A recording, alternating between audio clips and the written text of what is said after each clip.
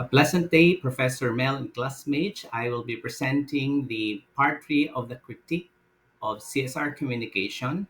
This part 3 is focused on the evaluation of Bayer Company CSR communication.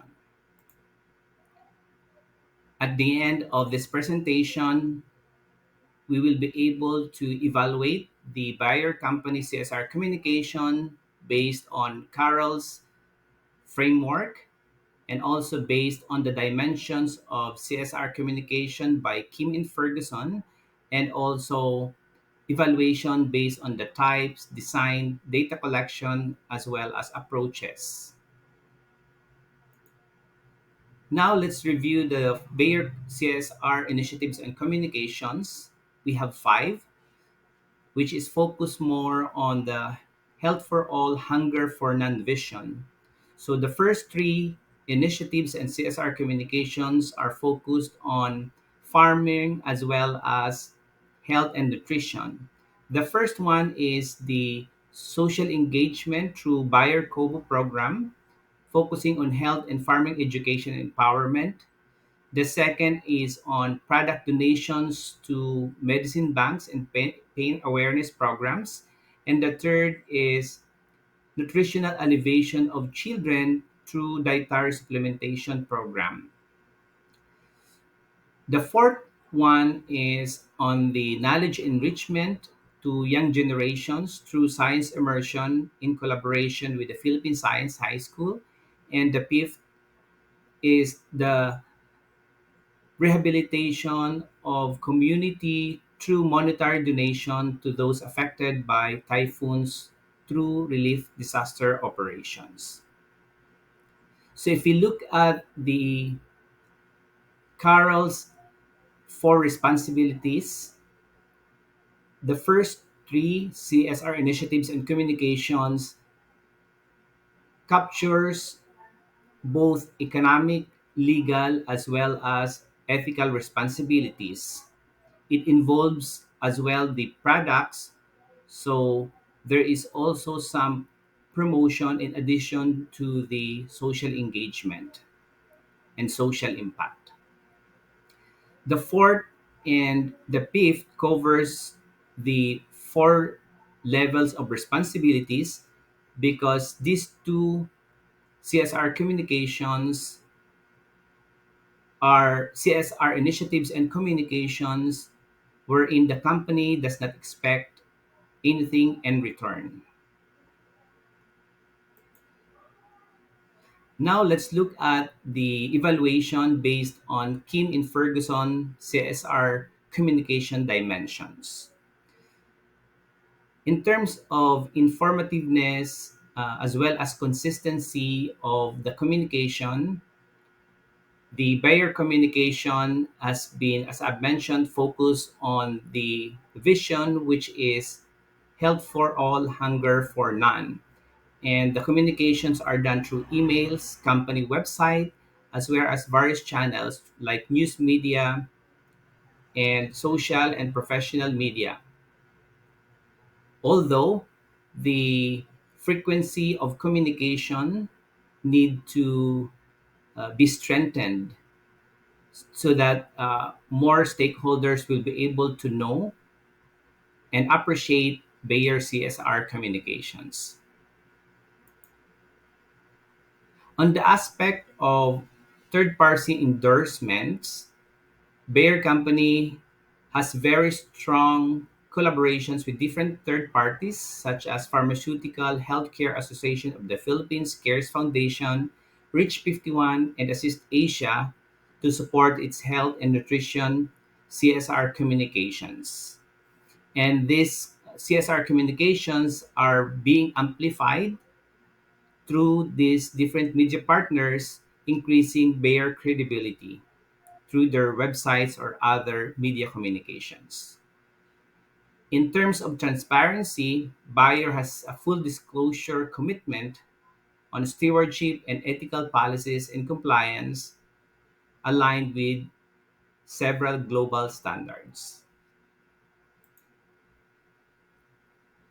The company also focuses more on the basic needs such as food and nutrition in order to connect with a community, which is related to the dimension of personal relevance.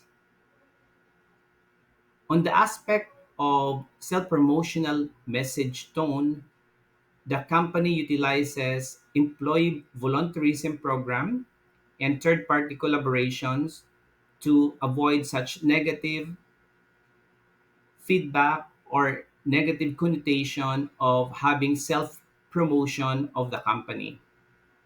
So through this volunteerism program and third party, the self promotional message of the company becomes more credible.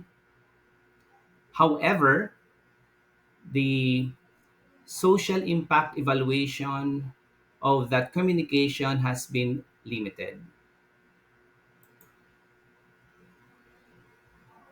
Now let's look at some of the designs and approaches. The BA CSR communication did not have pre-evaluation program which should have been done, and also it has limited post-evaluation in terms of the impact. So most of the presentation or results of the communications is only related to the number of people reached rather than the social impact it created.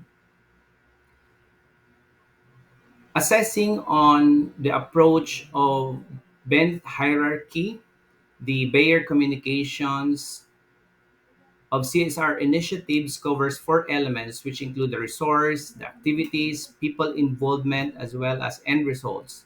However, the other elements such as stakeholder actions, KA, SA, or knowledge, attitudes, skills, and aspirations, as well as social impact, were not included.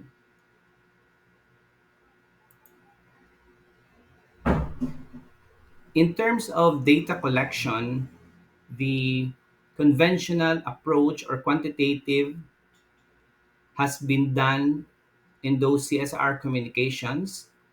And also, again, it's focused on the number of people reached, such in an example of the Bayer Kobo CSR initiative.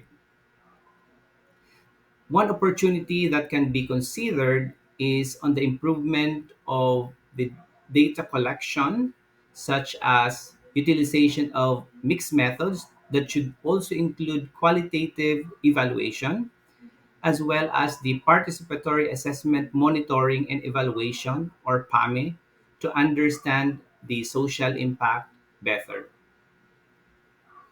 In terms of the approaches also, very important to include the baseline, formative, summative, as well as follow-up evaluations. These evaluations will enable the current information, the ongoing information, the results, as well as the long-term impact based on the follow-up evaluations. In summary, these are the evaluation findings of Bayer's CSR communications. It covers one or combinations of the four Carroll CSR pyramid of responsibilities, covering the economic, legal, ethical, and philanthropic aspect. Second point is in terms of the dimensions of CSR communication, it is imperative to assess and prioritize based on its effectiveness. And the third and last is the opportunity to enhance the design and data collection by focusing on the social impact instead of quantitative results. These are the references for this presentation. Thank you, and we hope that we have a good semester for this course. I am looking forward to learn and interact with your comments. Thank you very much.